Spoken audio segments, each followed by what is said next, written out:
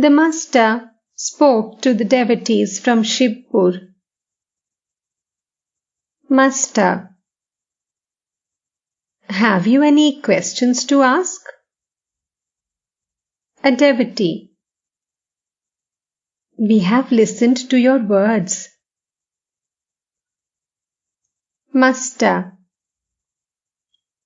Yes, it is good to listen to these things. But nothing will happen except at the right time. What can quinine do for a fever patient when he runs a high temperature? Only when his temperature comes down through the use of fever mixture or a purgative should quinine be prescribed. There are patients who get rid of their fever even without the quinine. A child said to his mother when he was put to bed, "Mother, please wake me up when I feel the call of nature." The mother said, "My child, I shall not have to wake you. The urge itself will wake you." Different kinds of people come here. Some come by boat with the devotees, but they do not enjoy spiritual talk. They keep nudging their friends and whispering, "When shall we leave here? When are we going?"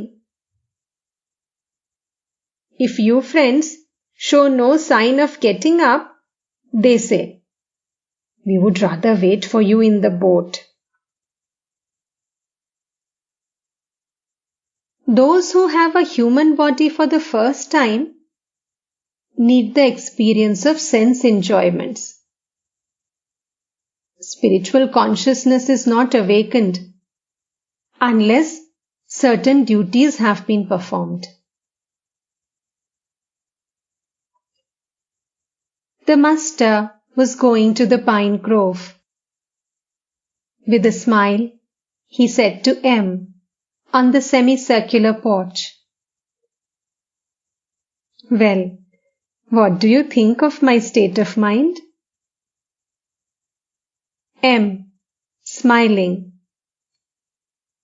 "On the surface, you are very simple, but inwardly very deep.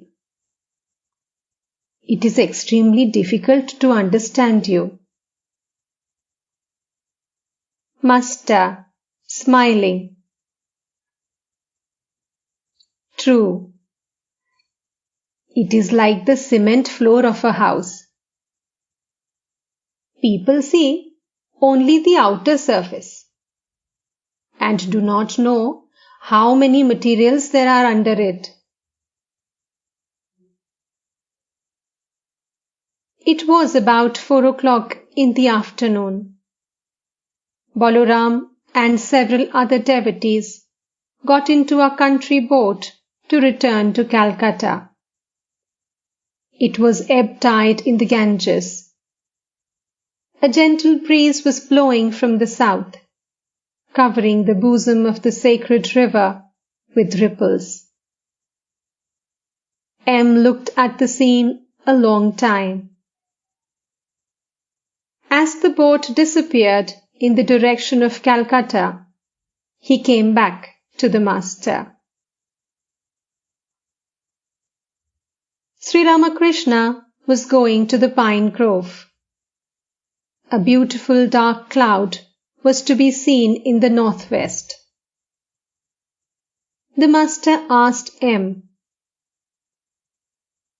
"Do you think it will rain? Please bring my umbrella." M brought the umbrella. Reaching the Panchavati, the master said to Latu, who also accompanied him,